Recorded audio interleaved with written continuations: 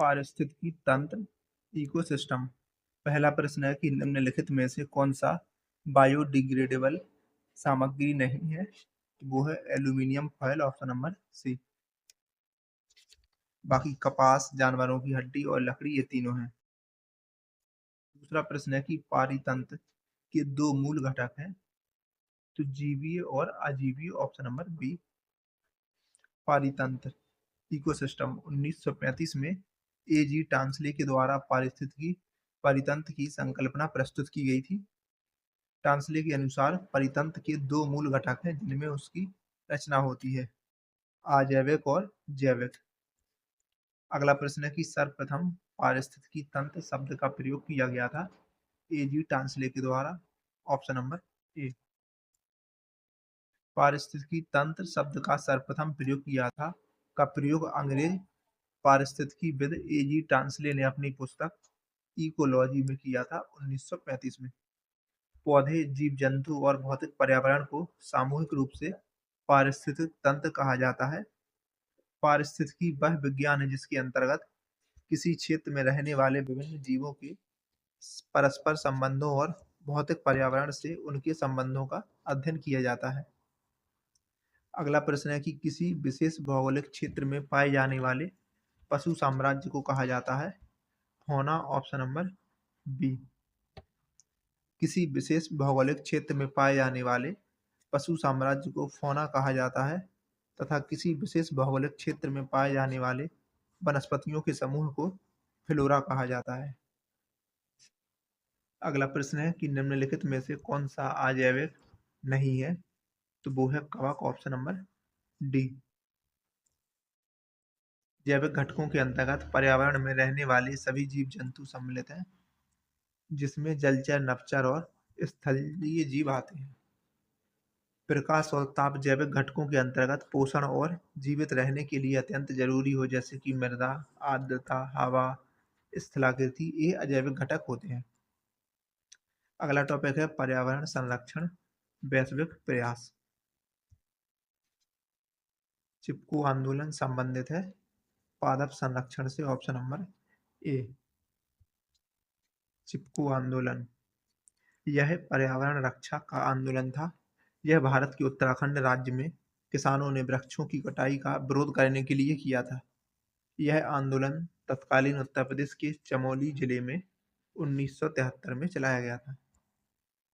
एक अंतर्राष्ट्रीय आंदोलन जिसका उद्देश्य पर्यावरण की समस्या से संबद्ध होकर विश्व को बचाना है, कौन सा है? तो वो है Greenpeace, option number B. Greenpeace पर्यावरण संरक्षण से संबंधित एक अंतर्राष्ट्रीय आंदोलन है जिसका प्रमुख उद्देश्य है पर्यावरण की समस्या से संबद्ध होकर विश्व को बचाना। इसकी स्थापना 1971 में कनाडा में की गई थी। प्रारंभ में इसका उद्देश्य अमेरिका के द्वारा अलास्का में किए जाने वाले नाभिकीय परीक्षण का विरोध करना था। तीसरा टॉपिक है राष्ट्रीय उद्यान तथा वन्यजीव अभयारण्य। भारत में कुल कितने संरक्षित जैवमंडल बायोस्फीयर रिजर्व हैं? तो 18 है, ऑप्शन नंबर सी। भारत में कुल 18 संरक्षित जैवमंडल हैं। जैवमंडल संरक्षित क्षेत्र आनुवंशिकी विभिन्नता से संबंधित होते हैं, जिनमें जीवों की आनुवंशिकता को बनाए रखने के लिए उन्हें संरक्षण प्रदान किया जाता है।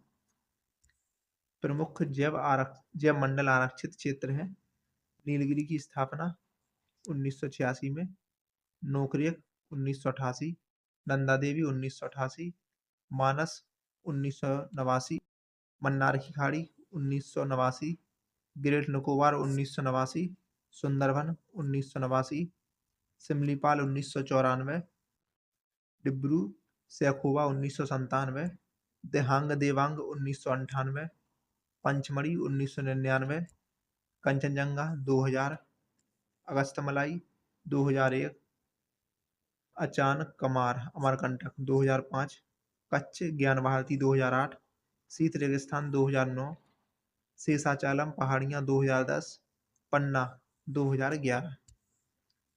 अगला प्रश्न है कि दांडेली वन्यजीव अभयारण्य भारत के किस राज्य में स्थित है? तो यह है कर्नाटक में, ऑप्शन नंबर डी। अगला प्रश्न है कि कीठम झील और सुर सरोवर पक्षी अभयारण्य निम्नलिखित में से किस शहर के पास स्थित है? तो ये है आगरा के पास। इराविकुलम राष्ट्रीय उद्यान किस राज्य में स्थित है? तो ये है केरल में। ठट्टेकड पक्षी अभयारण्य कहाँ पर स्थित है? तो ये केरल में है। इसकी स्थापना हुई थी 1986 में। भद्रा वन्यजीव अभयारण्य किस राज्य में स्थित है?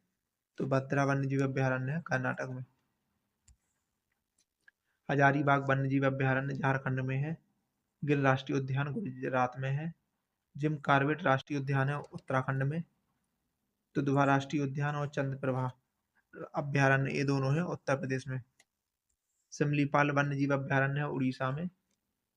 मुदुमलाई वन्यजीव अभयारण्य तमिलनाडु में है। बांदीपुर राष्ट्रीय उद्यान और भद्रा वन्यजीव अभयारण्य कर्नाटक में है। पाखाल वन्यजीव अभयारण्य है आंध्र प्रदेश में। मानस राष्ट्रीय उद्यान और काजीरंगा राष्ट्रीय उद्यान है असम में। घाना पक्षी विहार और रणथंभौर वन्यजीव अभयारण्य ये दोनों है राजस्थान में। अगला टॉपिक है प्रदूषण। तो निम्नलिखित में से क्या जलीय निकाय में होने वाले प्रदूषण में योगदान प्रदान नहीं करता है? तो वो है ओजोन, ऑप्शन नंबर बी। बाकी बाहरी धातु, माइक्रोप्लास्टिक्स और कीटनाशक ये तीनों योगदान देते हैं। जल के भौतिक, रासायनिक और जैव अभिलक्षणों में होने वाले अनापेक्षित परिवर्तन को ही जल प्रदूषण कहते हैं। प्रमुख जल प्रदूषक बाहरी धातु, माइक्रोप्लास्टिक, कीटनाशक, आर्सेनिक, फ्लोराइड और यूरेनियम है, जो कि वर्तमान में जल प्रदूषण का मुख्य कारण है। जबकि ओजोन जल प्रदूषण का कारण नहीं है। जल प्रदूषण से होने वाली प्रमुख बीमारियां हैं ब्लैक फुट, त्वचा का कैंसर, डायरिया, टाइफाइड, अतिसार, हैजा, हेपेटाइटिस, पीलिया, कुवड़पीट आदि। जल प्रदूषण को कम करने और जल संरक्षण के लिए रियो डी जेनेरियो में 1992 में आयोजित संयुक्त राष्ट्र की पर्यावरण और विकास बैठक में स्वच्छ जल हेतु एक अंतर्राष्ट्रीय दिवस मनाने का निर्णय लिया गया और 22 मार्च को प्रतिवर्ष विश्व जल दिवस संरक्षण के रूप में मनाया गया। पार्थेनियम को कैसे जैव एजेंटों का उपयोग करके नियंत्रित किया जा सकता है?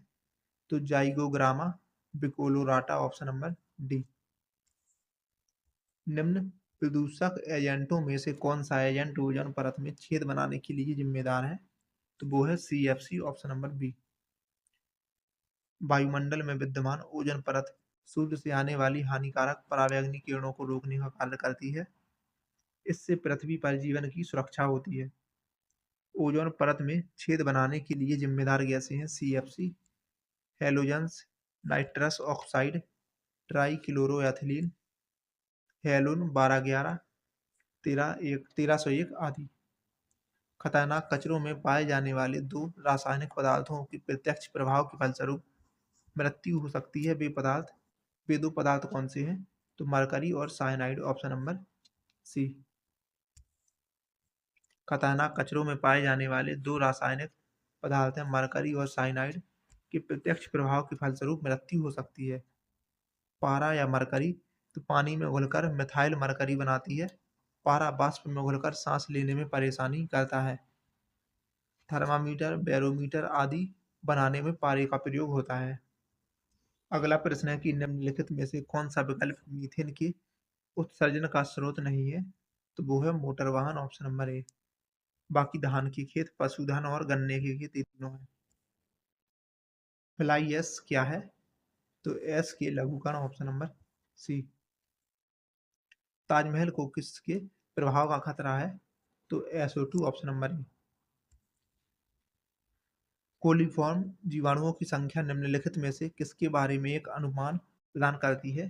तो नदी के जल में सूक्ष्म जीवी संदूषण, ऑप्शन नंबर सी। भूक्षरण किसके द्वारा रोका जा सकता है? तो वन रोपण से, ऑप्शन नंबर बी।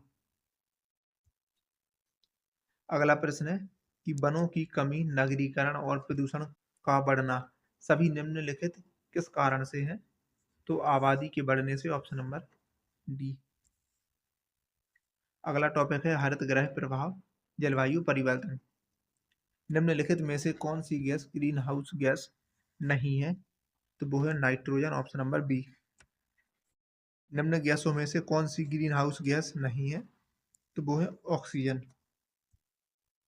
अगला प्रश्न है कि डैश कृषि के ग्रीन हाउस का एक तरीका जहां पर उन्नत ग्रीन हाउस प्रौद्योगिकी जैसे कि हाइड्रोपोनिक्स और एरोपोनिक्स का उपयोग करके शहरों में बहुमंजिला इमारतों के अंदर वाणिज्यिक रूप से व्यवहार्य फसलों की खेती की जाती है। तो लंबवत खेती ऑप्शन नंबर ए। कृषि क्षेत्र से उत्पन्न होने वाले मीथेन गैस के अतिरिक्त एक मुख्य ग्रीन हाउस गैस क्या है? तो nitrous oxide option number A. अगला टॉपिक है कि विश्व विरासत स्थल अलाई दरवाजा किस विश्व विरासत स्थल में है? तो कुतुब मीनार में ऑप्शन नंबर सी। अलाई दरवाजा नई दिल्ली के कुतुब मीनार विश्व विरासत स्थल में स्थित है। इसका निर्माण अलाउद्दीन खिलजी ने 1305 में करवाया था। कुतुब मीनार परिसर में कुब्बत उल इस्लाम मस्जिद और इल्तुतमिश का मकबरा भी स्थित है। भारत देश का विश्व धरोहर स्थलों में संख्या के आधार पर कौन सा स्थान है? तो सातवां ऑप्शन नंबर बी। अगला टॉपिक है पर्यावरण विविध। निम्नलिखित में से किस राज्य ने सर्वप्रथम भूमिगत जल की कमी से बचने के लिए प्रत्येक भवन में बारिश के पानी के संग्रहण को अनिवार्य किया था? Tamil Nadu option number B. कराधान कानून संशोधन अधिनियम 2017 ने डैश से स्वच्छ ऊर्जा उपकर को प्रतिस्थापित किया? तो जीएसटी प्रतिपूर्ति उपकर ऑप्शन नंबर सी। निम्नलिखित में से किसके परिणाम स्वरूप पानी की गुणवत्ता में गिरावट आई है? तो गंदे पानी का सही से निपटान न करना ऑप्शन नंबर ए। भारत में ऐसा कौन सा पहला और एकमात्र राज्य है जहां छत पर बरसात के पानी के संग्रहण ढांचों का निर्माण सभी घरों के लिए अनिवार्य है? तो तमिलनाडु ऑप्शन नंबर बी। नगरपालिका के कूड़े कचरे एक बड़े फर्नेस में जलाए जाते हैं। इस फर्नेस को कहा जाता है incinerator option number C. Global Footprint Network की स्थापना किस वर्ष में हुई थी? 2003 में।